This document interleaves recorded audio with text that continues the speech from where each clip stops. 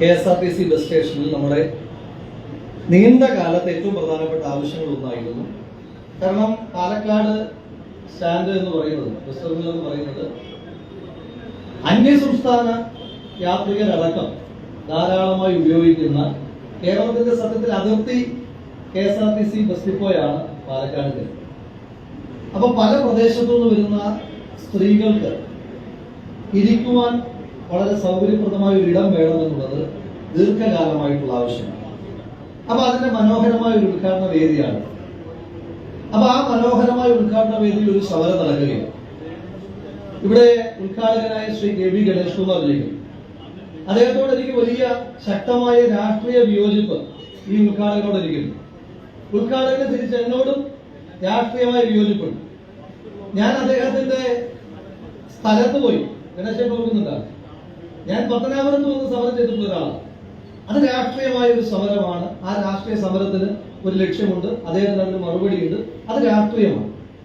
പക്ഷെ ഇന്ന് ഇവിടെ നടന്ന സമരം എന്തിന്റെ പേരിലായിരുന്നുവെന്ന് തിരക്കെല്ലാം ഒഴിഞ്ഞ് ആ സമരക്കാരൻ്റെ നമ്മളോട് വന്നു പറഞ്ഞാൽ നന്നായിരിക്കും, എങ്കിലേ നമുക്ക് കാര്യം മനസ്സിലാക്കാൻ കഴിയുകയുള്ളൂ. ഈ KSRTCയുമായി ബന്ധപ്പെട്ട് ഇന്നിവിടെ സമരം നടത്തിയത് BJPയുടെ പ്രിയപ്പെട്ട സുഹൃത്തുക്കളാണ്. അവർ സമരം നടത്തുമ്പോൾ നമ്മളൊരു സമരത്തിന് വേണ്ടി ഇറങ്ങിത്തിരിക്കുമ്പോൾ ഒരു അല്പമെങ്കിലും സത്യസന്ധതയാണ് കാണിക്കുന്നത്. KSRTCയുടെ ഈ ഡിപ്പോ നേരിടുന്ന ഏറ്റവും പ്രധാനപ്പെട്ട പ്രശ്നം എന്താണ്? ഈ ഡിപ്പോയുടെ പ്രത്യേകത, കേരളത്തിലെ അധിക ഡിപ്പോകൾക്കൊന്നും അവകാശപ്പെടാനില്ലാത്ത ഇതൊരു MLAയുടെ ആസ്തി വികസന ഫണ്ടിന്റെ സന്തതിയാണ് ഇത്.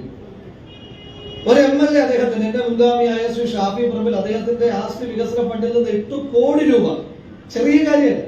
അങ്ങനെ എല്ലാ MLAമാരും അത്രയും രൂപ ഒരു ടെർമിനലിന് വേണ്ടിയിട്ടൊന്നും ചെലവഴിക്കില്ല. കാരണം പല സ്ഥലങ്ങളിലായി പല ഗ്രാമീണ റോഡുകൾക്കും ഒക്കെ ആയിട്ട് ചെലവഴിക്കുവാൻ കഴിയുന്ന തുക മുഴുവൻ കൊണ്ടുവന്നിട്ടാണ് ഇവിടെ ഈ മനോഹരമായ, കേരളത്തിൽ തന്നെ ഏറ്റവും മനോഹരമായ കെട്ടിടങ്ങളിലൊന്നാണ് ഇവിടെ നിർമ്മിച്ചു വെച്ചിരിക്കുന്നത്. ഇത് നേരിടുന്ന ഏറ്റവും പ്രധാനപ്പെട്ട പ്രശ്നം എന്താണ്? ഇത് നേരിടുന്ന ഏറ്റവും പ്രധാനപ്പെട്ട വെല്ലുവിളി എന്ന് പറയുന്നത് ഈ കെട്ടിടത്തിന് ഇതുവരെ കെട്ടിട നമ്പർ കിട്ടിയിട്ടില്ല. ഈ സമരം ചെയ്യാൻ വരുന്ന BJPയുടെ പ്രിയപ്പെട്ട സഹപ്രവർത്തകരോട്, ഞാനൊരു സമരത്തെ നിസ്സാരവൽക്കരിക്കുന്ന ഒരാളാണ്. ഞാൻ സമരങ്ങളിലൂടെ കടന്നു വന്ന ഒരാളും ഇപ്പോഴും സമരം ചെയ്യുന്ന ആളുമാണ്. ഈ സമരത്തിന് വേണ്ടി കടന്നു വന്ന പ്രിയപ്പെട്ട സഹപ്രവർത്തകരോട് എനിക്ക് പറയാനായിട്ടുള്ളത്, ഇവിടുന്ന് അധിക ദൂരമല്ലാത്ത മുനിസിപ്പാലിറ്റിയിലേക്ക് നിങ്ങളൊരു സമരം ചെയ്താൽ ഞാനത് ഉദ്ഘാടനം ചെയ്യാൻ വരാം, സ്ഥല MLA എന്ന നിലയിൽ. നമുക്ക് ഈ മനോഹരമായ കെട്ടിടത്തിന് ഇതുവരെ നമ്പർ പോലും കിട്ടാത്തതിന്റെ പേരിലുണ്ടാകുന്ന നിരന്തരമായ സാങ്കേതിക ബുദ്ധിമുട്ടുകൾ, ഈ KSRTCയുടെ അതിന് അടുത്ത ഘട്ട വികസനം നടക്കാത്തതിന്റെ ഒന്നാമത്തെ ഉത്തരവാദി ഇവിടുത്തെ നഗരസഭയല്ലേ. നഗരസഭ കെട്ടിട നമ്പർ കൊടുക്കാത്തതല്ലേ. ആ കെട്ടിട നമ്പർ കൊടുക്കാത്ത ആളുകൾ ഇവിടെ വന്ന് മന്ത്രിക്കെതിരായിട്ട് ഒരു സമരം നടത്തുന്നതിനകത്ത് എന്ത് ആത്മാർത്ഥതയാണുള്ളത്? ഞാൻ പറഞ്ഞല്ലോ, നിങ്ങൾക്ക് സമരം ചെയ്യാം, ഞാനും നാളെ മന്ത്രിക്കെതിരായിട്ട് സമരം ചെയ്യും, അതിനകത്ത് തർക്കമൊന്നുമില്ല.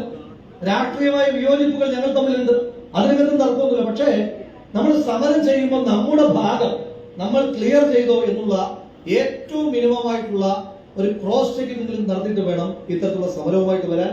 അതല്ലെങ്കിൽ ഈ സമരം നടത്തുന്ന ആളുകൾ സ്വയം അപഹസിക്കപ്പെടുമെന്നുള്ള കാര്യത്തിൽ ഒരു തർക്കവും വേണ്ട എന്ന് നിങ്ങളോട് വളരെ സ്നേഹത്തോടു കൂടി, കാരണം നിങ്ങൾ എല്ലാവരും ഈ പ്രദേശത്തെ ആളുകൾ എന്റെ വോട്ടർമാരുമാണ്. അതുകൊണ്ട് സ്ഥലം MLA എന്ന നിലയിൽ വളരെ സ്നേഹത്തോടു കൂടി നിങ്ങളോട് അഭ്യർത്ഥിക്കാനായിട്ടുള്ളത് ഇത്തരം സ്വയം അപഹാസ്യരാകുന്ന സമരവുമായി കടന്നു വരരുത് എന്നുള്ളതാണ്.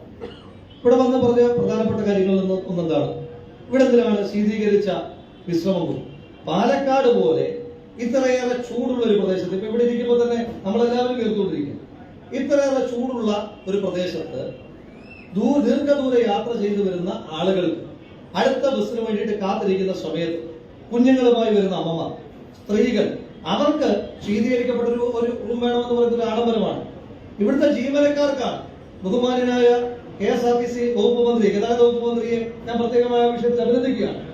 ഇവിടുത്തെ ജീവനക്കാർ, കേരളത്തിൽ തന്നെ ഏറ്റവും അധികം ചൂട് അനുഭവിച്ചുകൊണ്ട് ജോലി ചെയ്യുന്ന ഇവിടുത്തെ ജീവനക്കാർക്ക് വേണ്ടിയിട്ടാണ് തൊട്ടു മുൻപ് മന്ത്രി ഇവിടെ വന്നപ്പോൾ ഞങ്ങൾ ഒരുമിച്ച് ആ ശീതീകരിച്ച മുറി ഇവിടുത്തെ ജീവനക്കാർക്ക് വേണ്ടി അത് ഉദ്ഘാടനം ചെയ്തു. അപ്പൊ ഇവിടുത്തെ ജീവനക്കാർക്ക് ശീതീകരിച്ച മുറിയായി, അവർ യാത്രക്കാർക്കായി. ഇനി അടുത്ത ഘട്ടത്തിൽ നമ്മൾ ഇതോട് കൂടിയിട്ട്, ഈ ഉദ്ഘാടനത്തോട് കൂടിയിട്ട് ഇതിന്റെ പരിസമാപ്തിയൊന്നും അല്ലല്ലോ, തുടർ പ്രവർത്തനങ്ങളാണ്. ഞാൻ ഇങ്ങോട്ട് വന്നത് തന്നെ ഒരു ലിസ്റ്റുമായിട്ടാണ്. കാരണം കഴിഞ്ഞ തവണ ബഹുമാനായ ഗതാഗത വകുപ്പ് മന്ത്രി ഇരിക്കുന്ന വേദിയിൽ ഞാൻ ആദ്യം ഉന്നയിക്കുന്ന ആവശ്യങ്ങളാണ്. എനിക്കതിനകത്ത് വലിയ സന്തോഷവും അഭിമാനവും, എല്ലാ രാഷ്ട്രീയ വിയോജിപ്പുകളും ഉള്ളപ്പോൾ തന്നെ സന്തോഷവും അഭിമാനവും ഉള്ളത്, ഞാൻ അന്ന് ഒരു സ്ഥലം MLA എന്ന നിലയിൽ ഉന്നയിച്ച ആവശ്യങ്ങളിൽ 2 കാര്യം ഒഴികെ ബാക്കിയെല്ലാം അടുത്ത വരവിന് മുമ്പ് നടപ്പിലാക്കി തരുവാൻ ഗതാഗത വകുപ്പ് മന്ത്രിയും അദ്ദേഹത്തിന്റെ ഓഫീസും അതുപോലെ തന്നെ KSRTCയുടെ ചെയർമാനും ഒക്കെ പ്രത്യേകമായ ശ്രദ്ധയെടുത്തു.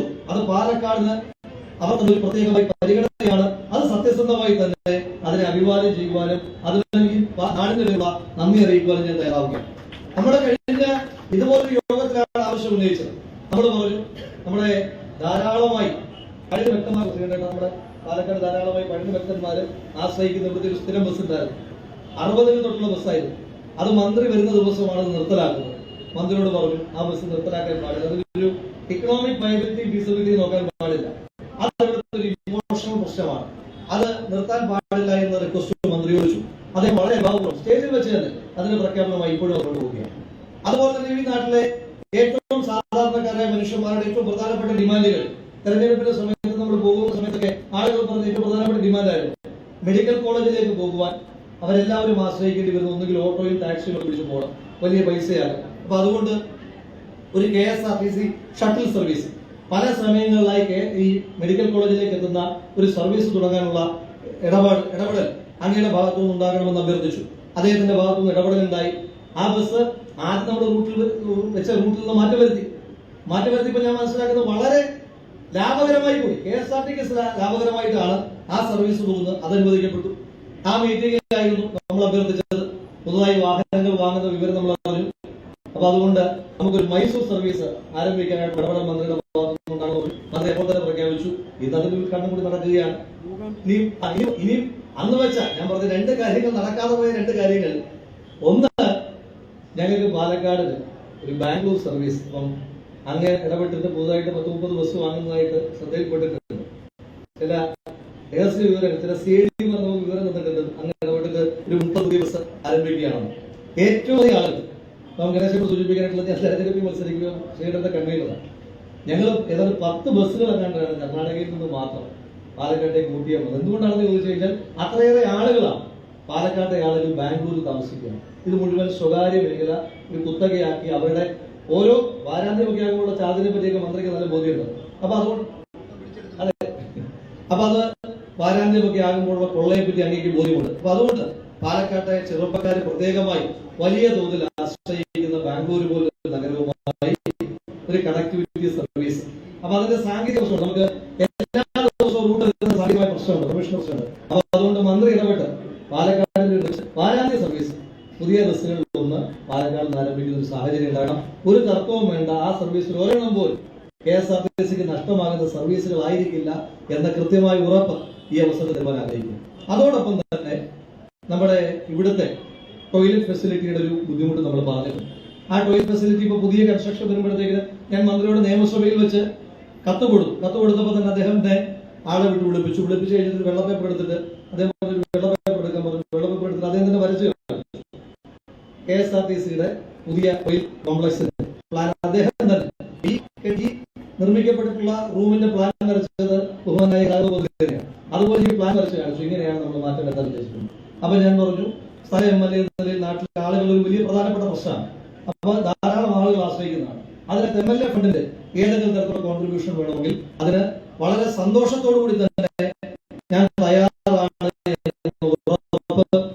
മന്ത്രിക്ക് അദ്ദേഹം കൊടുത്തിരുന്നു. അദ്ദേഹം പറഞ്ഞു ഞങ്ങളുടെ ആവശ്യങ്ങൾ അദ്ദേഹം എന്നോട് തിരിച്ചാവശ്യപ്പെട്ടത് ഇവിടെ 10,000 രൂപ വക ഇരുത്തണം എന്നതിന്. അപ്പൊ അദ്ദേഹം പറഞ്ഞ ആ നിർദ്ദേശം പൂർണ്ണമായി ഞാൻ കേട്ടിട്ടുണ്ട്. ആ 10 ലക്ഷം രൂപ അദ്ദേഹം സ്റ്റേജ് വെച്ച് തന്നെ ഉറപ്പ് കൊടുത്തതാണ്. അതിന്റെ എല്ലാ കാര്യങ്ങളും ക്ലിയർ ആക്കിയിട്ട് ആ 10 ലക്ഷം രൂപ KSRTCക്ക് അനുവദിക്കപ്പെട്ടിട്ടുണ്ട്. അതുപോലെ തന്നെ നമ്മുടെ ഈ ടോയ്ലറ്റ് കോംപ്ലക്സിന്റെ കാര്യത്തിലായാലും വളരെ പോസിറ്റീവായിട്ടാണ്. കഴിഞ്ഞ ദിവസം KSRTC ജീവനക്കാരുമായിട്ട് സംസാരിച്ചു. അപ്പൊ ഒരു യാർഡിന്റെ ചില കാര്യങ്ങൾ, ചില ബുദ്ധിമുട്ടുകൾ പറയുന്നുണ്ട്. അപ്പൊ മന്ത്രിയുടെ പ്രത്യേകമായ ഇടപെടലുണ്ട് എങ്കിൽ ആ വിഷയത്തിനകത്ത് ഒരു പരിഹാരം ഉണ്ടാകും. ഇനി നമുക്ക് പരിഹരിക്കപ്പെടേണ്ട വിഷയങ്ങൾ അതിനകത്തൊന്നും ഒന്ന് കഴിഞ്ഞ ദിവസത്തെ യോഗത്തിൽ നമ്മൾ പ്രധാനപ്പെട്ട വിഷയമാണ് നമ്മുടെ ഈ വാഹനങ്ങളെല്ലാം പാർക്ക് ചെയ്ത് റോഡിൽ പാർക്ക് ചെയ്യുമ്പോൾ ഉദ്യോഗത്തിൽ KSRTC ചില ഡ്രൈവർമാരുടെ ഭാഗത്ത് വീഴ്ചയുണ്ട്. ഞാൻ കഴിഞ്ഞ ദിവസം ഏറ്റവും സൂചിപ്പിച്ചു. അതായത് ഇവർ ചില ആളുകൾ പാർക്ക് ചെയ്യുമ്പോൾ എന്നെ ഒരു ചെറുപ്പക്കാരനും അദ്ദേഹത്തിന്റെ ഭാര്യയും കൂടെ ചേർന്നിട്ട് രാത്രി വിളിച്ചിട്ട് അവര് ദൂരത്തുനിന്ന് വരുന്ന ആളുകളാണ്. അവർ വരുമ്പോ ഈ സാധാരണ ഡ്രൈവിംഗിന്റെ ബേസിക് എന്ന് പറയുന്നത് സ്റ്റിയറിംഗ് സ്ട്രെയിറ്റ് ആയിട്ട് വേണം പാർക്ക് ചെയ്യാൻ എന്നുള്ളതാണ്. ഇത് ഈ ഡ്രൈവർ അശ്രദ്ധമായിരിക്കാം, അത് ടയർ വന്ന് ചരിച്ചിട്ടാണ്. അപ്പൊ ഈ വണ്ടി ആളുകളുടെ ശ്രദ്ധയിൽപ്പെടും. ടയർ ഒരു കാരണവശാലും ഇങ്ങനെ ചരിഞ്ഞിരിക്കുന്ന ശ്രദ്ധയിൽപ്പെട്ടു. വലിയ അപകടത്തിൽ അവർ പെടേണ്ടതായി. പക്ഷെ പെട്ടെന്ന് ഈ ഇവർ ശ്രദ്ധയിൽപ്പെട്ടതുകൊണ്ടാണ് ഒരു അപകടം ഒഴിവായത്. അപ്പൊ അവിടെ വെച്ച് തന്നെ അവരെന്നെ വീഡിയോ കോൾ ചെയ്തു, എന്നോട് പറഞ്ഞു ഇങ്ങനൊരു പ്രശ്നമുണ്ട്, റോഡ് മുഴുവൻ വാഹനമാണ്, എന്നോട് സംസാരിച്ചു. അപ്പൊ അത് പാർക്കിംഗ് കുറച്ചുകൂടി ഇപ്പൊ നമുക്ക് ഇമ്മീഡിയറ്റ് ആയിട്ട് സൊല്യൂഷൻ ഇല്ല. പക്ഷെ അപകടം ഉണ്ടാകാതെ രീതിയിൽ മാത്രമേ വാഹനം ഒതുക്കിയിടാവുള്ളൂ എന്നുള്ള കൃത്യമായ ഇടപെടൽ അങ്ങയുടെ ഭാഗത്തുനിന്നുണ്ടാകും. അതുപോലെ തന്നെ റോഡിലെ പാർക്കിംഗ് വലിയ ബുദ്ധിമുട്ടുണ്ടാകുന്നുണ്ട്. വൈകുന്നേരമൊക്കെ വലിയ ട്രാഫിക് ബ്ലോക്ക് ഉണ്ടാകുന്നുണ്ട് KSRTC പുറത്ത് പാർക്കിംഗുമായിട്ട് ബന്ധപ്പെട്ട്. അതിന് നമുക്കൊരു ശാശ്വതമായ പരിഹാരം യുദ്ധകാലാടിസ്ഥാനത്തിൽ ഉണ്ടാക്കുന്നതായിട്ടുണ്ട്. അതുപോലെ തന്നെ ഈ പോലീസ് സേഫ് പോസ്റ്റ് കഴിഞ്ഞ ജില്ലാ വികസന സമിതിയിൽ ഞാൻ റേസ് ചെയ്തൊരു ഇഷ്യൂവാണ്. അപ്പോ അന്ന് പോലീസിന്റെ ഭാഗമായി ASP യോഗത്തിൽ പങ്കെടുത്തിട്ടുണ്ടായിരുന്നു. അപ്പൊ അവർക്ക് മതിയായ സൗകര്യം അനുവദിക്കപ്പെട്ട റൂമില്ല എന്നാണ്. അതിനകത്തും ഇന്നൊരു പരിഹാരം ഉണ്ടാകും എന്നാണ് നമ്മൾ വിചാരിക്കുന്നത്. അപ്പൊ അതുകൊണ്ട് നമ്മുടെ ആവശ്യങ്ങളോട് നമ്മൾ പാലക്കാടിൻ്റെതായ ആവശ്യങ്ങൾ പലപ്പോഴും പറയുമ്പോൾ അദ്ദേഹം എപ്പോഴും എന്നോട് പറയുന്നൊരു കാര്യം, എന്റെ സെക്കൻഡ് ഹോമാണ് പാലക്കാട് എന്നാണ് പറയുന്നത്. അപ്പൊ സത്യത്തിൽ ഇന്നത്തെ ഈ യോഗത്തിന് പോലും ആദ്യം നിശ്ചയിക്കപ്പെട്ടത് അദ്ദേഹമായിരുന്നില്ല ഉദ്ഘാടനം. അപ്പൊ ഞാൻ അദ്ദേഹത്തോട് ചെന്ന് കണ്ടിട്ട് പറഞ്ഞു, അപ്പോൾ എന്നോടാണ് ഉദ്ഘാടനം ചെയ്യുന്നത്, ഈ സർവീസ് ഉദ്ഘാടനം ചെയ്യാൻ ഞാൻ എന്നോടാണ് ഡേറ്റ് പറഞ്ഞത്. അപ്പൊ ഞാൻ പറഞ്ഞു നമുക്ക് മന്ത്രിയെ തന്നെ വിളിക്കാം. അപ്പൊ ഞാൻ മന്ത്രിയോട് അങ്ങോട്ട് പറഞ്ഞു, അങ്ങയുടെ സെക്കൻഡ് ഹോമിൽ വെച്ച് നടക്കുന്ന ഒരു പരിപാടി ഉറപ്പായിട്ട് നമുക്ക് വരണം. സത്യത്തിൽ വരണമെന്ന് പറഞ്ഞാൽ എനിക്കൊരു സ്വാർത്ഥത കൂടി ഉണ്ടായിരുന്നു. ഇതിപ്പോ ഞാൻ ഉദ്ഘാടനം ചെയ്തിട്ട് പോയ പ്രത്യേകിച്ച് കാര്യമൊന്നുമില്ല. മന്ത്രി ഉദ്ഘാടനം ചെയ്യാൻ വന്നാൽ എനിക്കും അതുപോലെ തന്നെ എംപിക്കും കുറെ ഡിമാൻഡുകൾ വന്നു. അതല്ല, എനിക്കും എംപിക്കും മന്ത്രിയോട് കുറെ ഡിമാൻഡുകൾ വയ്ക്കാൻ പറ്റും. അപ്പൊ ആ ഡിമാൻഡ് വെച്ചിട്ട് ആ ഡിമാൻഡുകൾ അംഗീകരിപ്പിക്കുക എന്ന് പറയുന്ന ഒരു സാധ്യത കൂടി മന്ത്രി ഉദ്ഘാടകരായി ക്ഷണിക്കുമ്പോൾ എനിക്കുണ്ടായിരുന്നു. അപ്പൊ അതുകൊണ്ട് ഞങ്ങളുടെ ഏറ്റവും പ്രധാനപ്പെട്ട ഡിമാൻഡുകൾ, ഒന്ന് ഈ ടോയ്ലറ്റ് കോംപ്ലക്സിന്റെ പ്രശ്നം, പിന്നെ ഒന്ന് പോലീസ് സേഫ് പോസ്റ്റിന്റെ പ്രശ്നം, അതുപോലെ തന്നെ KSRTC പാർക്കിംഗ് പ്രശ്നം, ബാംഗ്ലൂരിലേക്കുള്ള പുതിയ സർവീസ്, പിന്നെ ബാംഗ്ലൂരിൽ നിന്ന് ചെന്നൈ കൂടെ തന്നാലും ഞങ്ങൾക്ക് വലിയ സന്തോഷമുള്ളൂ. ഞങ്ങള് പാലക്കാടിന്റെ ഒരു പ്രത്യേകത എന്ന് പറഞ്ഞാൽ എന്തെങ്കിലും തരാന്ന് പറഞ്ഞു കഴിഞ്ഞാൽ ഞങ്ങൾ വേണ്ടാന്ന് പറയുന്ന ആളുകളല്ല. ഞങ്ങൾ വേണ്ടാന്ന് പറയുന്ന ആളുകളല്ല, രണ്ട് കൈ നീട്ടി സ്വീകരിക്കും. പക്ഷെ ബാംഗ്ലൂരിലേക്കുള്ള സർവീസ് അങ്ങയുടെ ഒരു ഇടപെടലിൽ അടിയന്തരമായി തന്നെ അനുവദിക്കണം എന്ന് മാത്രം പറയുന്നു. ഈ മനോഹരമായ ചടങ്ങിന്റെ ഭാഗമായി കടന്നു വന്ന മുഴുവൻ ആളുകളെ പ്രത്യേകമായി ഒരിക്കൽ കൂടി അഭിവാദ്യം ചെയ്യുന്നു. ഒരു വാക്കുകൂടി ഈ പ്രമോദ് ശങ്കർ എന്ന് പറയുന്ന KSRTC ചെയർമാനെ പറ്റി പറയാനായിട്ടുള്ളത്, KSRTCയുമായി ബന്ധപ്പെട്ട് ചില രാഷ്ട്രീയമായ വിയോജിപ്പ് നമുക്കുണ്ട്, ചില പരിമിതികളുണ്ട്, അതിനോടുള്ള വിയോജിപ്പുകളും വിമർശനങ്ങളും നമുക്കുണ്ട്. പക്ഷേ KSRTCയുടെ നവീകരണത്തിന് വേണ്ടി ചെയർമാൻ എടുക്കുന്ന ശ്രമങ്ങൾ വളരെ അഭിനന്ദിക്കപ്പെടേണ്ടതാണ് എന്ന് ഈ അവസരത്തിൽ വളരെ സന്തോഷത്തോടുകൂടി തന്നെ രേഖപ്പെടുത്തുവാൻ ആഗ്രഹിക്കുന്നു. അപ്പൊ ഈ മനോഹരമായ ചടങ്ങിന്റെ ഭാഗമായി കടന്നു വന്ന എല്ലാവർക്കും സ്നേഹാഭിവാദ്യങ്ങൾ. നമ്മുടെ ആവശ്യങ്ങൾ വളരെ അനുഭാവപൂർവ്വം തന്നെ മന്ത്രി പരിഗണിക്കും എന്ന ഒരു കോൺഫിഡൻസ് എനിക്ക് ഈ വിഷയത്തിനകത്തുണ്ട്. അതോടൊപ്പം തന്നെ നേരത്തെ സൂചിപ്പിച്ചതുപോലെ സമരക്കാര് സ്റ്റേഷനിൽ നിന്ന് തിരിച്ചു വന്നിട്ട് വാച്ച് എടുത്തുകൊണ്ട് പോകാനുള്ള ഒരു ശ്രദ്ധ കൂടി ഉണ്ടാകണം. അതോടൊപ്പം തന്നെ കെട്ടിട പെർമിറ്റിന്റെ കാര്യത്തിൽ, കെട്ടിട നമ്പറിന്റെ കാര്യത്തിൽ നിങ്ങളുടെ ഒരു ഇടപെടൽ കൂടി ഉണ്ടാകണമെന്ന് മാത്രം സൂചിപ്പിച്ചുകൊണ്ട് ഈ ചടങ്ങ് ഔപചാരികമായി ഉദ്ഘാടനം ചെയ്യാം.